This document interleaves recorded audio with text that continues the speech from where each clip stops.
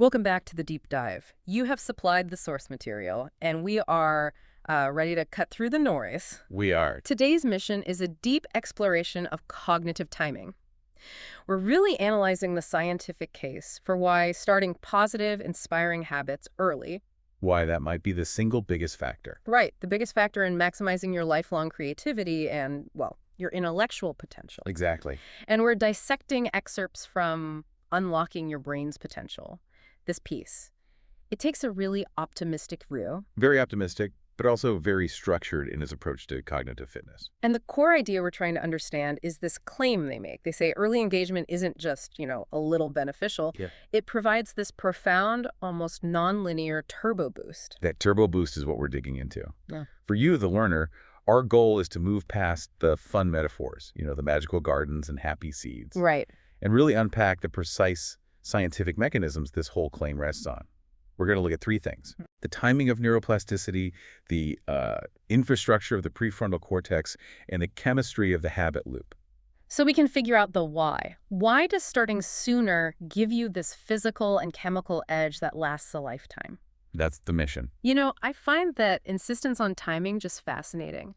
It suggests two people could do the exact same positive habit Identical habit. and get radically different long-term results just based on when they started. Exactly. And to understand that difference, we have to start with the core driver of brain change itself, Which is neuroplasticity. neuroplasticity. The source calls it the brain's playful superpower, which is a nice way of putting it.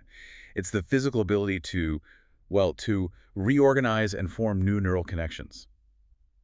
Okay, so let's unpack this timing element because it's crucial. Let's do it.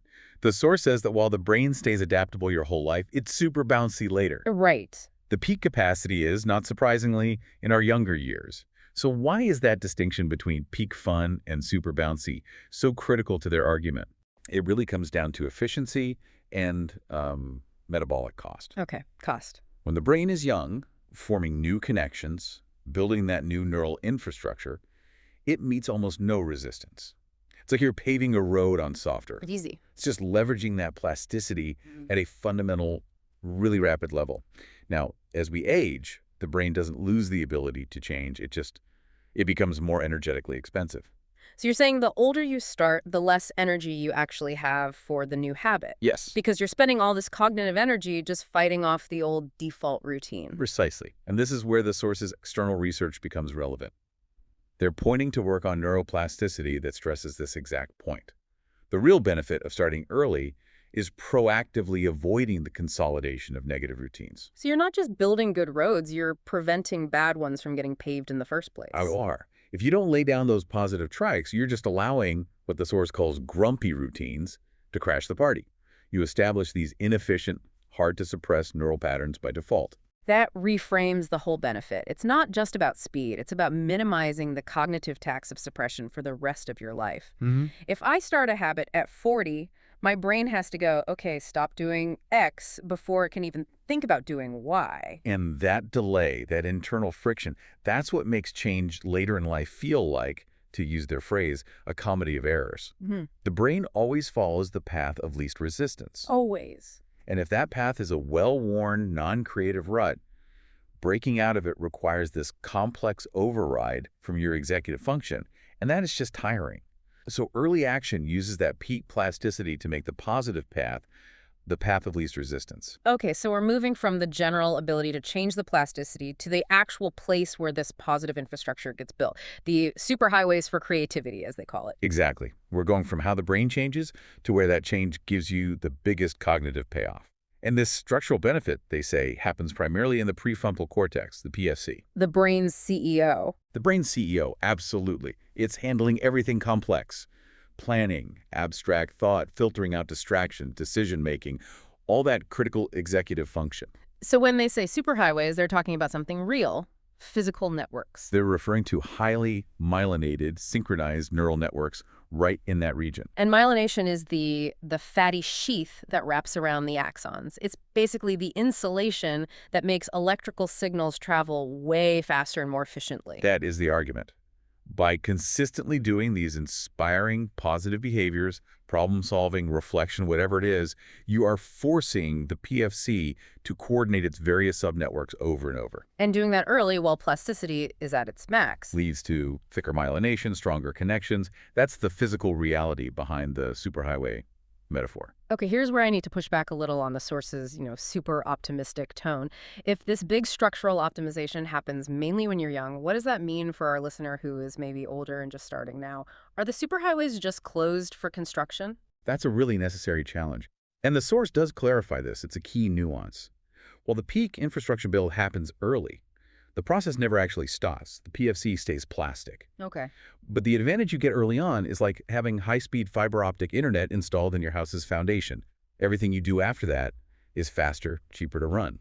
For someone starting later, the process is slower, but you can still build the pathways. It just takes more deliberate, consistent effort. And a better understanding of the habit loop, which I know we'll get to. Exactly. So the goal for the learner, no matter their age, is getting insight, acquiring knowledge quickly. How does this optimized PFC structure actually translate into better ideas? Well, according to the source, the tangible result of these PFC superhighways is that eureka moments feel like effortless fun. Effortless fun. I like that. Because the network is already optimized for seeking and connecting different data points, the brain needs less time, less cognitive load to make those novel connections. So if your executive function is just humming alongless, time wasted on planning, fighting distraction, filtering things out, that bandwidth is just freed up. It's free up entirely for creative synthesis. That consistent daily inspiration, turning everyday moments into creative fireworks. Yeah. It's just the result of a super efficient PFC. It becomes your default mode of operating. Exactly. Creativity shifts from being this occasional high-effort thing to just a consistent low-effort baseline. The structural investment pays off in cognitive speed. Okay, so now we're shifting gears. We're moving from the physical architecture, the PFC, to the chemical processes that actually cement these new pathways. The source says early habits zoom to autopilot. What's driving that? Now we're in the world of joyful dopamine rewards. The neuroscience of habit loops. The cue routine reward cycle. That's the one. To get something to zoom to autopilot, you need to dramatically shorten the time between the routine, the positive habit, and the chemical link to the reward. And that's where dopamine comes in. That's the neurotransmitter that drives all motivation and reinforcement. When you do the positive thing, say you have a moment of creative reflection, and a satisfying reward follows, dopamine signals to the brain, hey, mark that behavior, repeat it. So the earlier that loop is set up, and the better the reward feels. The faster the habit becomes automatic. It gets pushed down into the subcortical parts of the brain. So the sources focus on habits being positive, inspiring, joyful.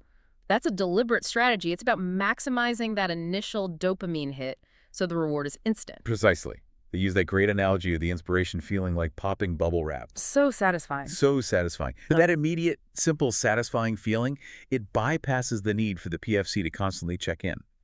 If the brain instantly connects the action with a dopamine rush, it moves it into the basal ganglia, the autopilot center, much, much faster. And that rapid integration is key for the early starter. It makes sure the habits stick before the brain can even establish other, less satisfying, non-creative loops. Absolutely. And they connect this dopamine mechanism to an even broader chemical benefit: mood regulation and stress reduction. They argue positive vibes actually crank up your happy chemicals. This isn't just about one neurotransmitter then. No, it's about the whole chemical environment in your brain. Consistent early reinforcement of these positive loops, it actively helps modulate your brain's stress response systems. Things like cortisol release. So by prioritizing things that trigger dopamine, you're creating a brain that is just inherently more resilient to stress. And stress is a huge creativity killer. It's distracting. Creativity needs focus. So early positivity gives you a daily dose of delight, as they put it. It's not just the satisfaction in the moment, it's about maintaining this optimized chemical state for learning. That chemical resilience is a massive long-term advantage. The combination of that structural efficiency in the PFC and this chemical resilience in the dopamine loop, that's the foundation for their whole game-changer claim. Okay, let's pull all this together. Let's synthesize this for our learner. The sources are basically saying an early start gives you a triple advantage. First, you're leveraging the peak phase of neuroplasticity. Right, so you're forming connections quickly with minimal metabolic cost. Second, you're establishing those efficient, highly myelinated neural pathways in the prefrontal cortex. You're building that high-speed creativity infrastructure that makes complex thought feel instantaneous. And third, you reinforce all of it with an optimized instant dopamine reward system. Which makes the habits go to autopilot effortlessly and builds up your resilience to stress. That's the scientific case for why the timing matters so much. That's the case. So, what does this all mean for the person listening who really wants to gain knowledge quickly and spark that self-growth? The source gives a very direct application of all this, They do. They describe the MindSavvy app. which they frame as a daily happiness buddy with delightful bite-sized inspirations. And that design isn't random. It's engineered to tap into the very mechanisms we've just been talking about. How so? Well, the bite-sized inspirations are the simple, clear cues. They require minimal effort, so there's less resistance to starting. Okay. And the focus on delightful and connecting, that's all about ensuring that immediate, positive, dopamine-driven reward loop gets triggered, and triggered successfully, every single day. So by making the routine easy to start and instantly rewarding, they're suggesting it's the fastest way to build those PFC superhighways no matter when you start. It's the practical application of the neuroscience. You're not just forming a good habit. Yeah. They argue you're fundamentally altering your brain's architecture for your whole life. Building it early gives you a huge head start. But leveraging the loops correctly keeps the process going forever. The timing gives you the big physical jumpstart, but that sustained application of the habit loop that provides the necessary chemical and structural maintenance. For anyone who wants a mind that can process and create new knowledge quickly, optimizing these three areas is, well, non-negotiable. That was a deep dive into the mechanisms behind the motivation. We've really unlocked the science behind why early engagement is seen as such a game changer. We went way past the cheerful metaphors into the specifics of myelination and neurochemistry.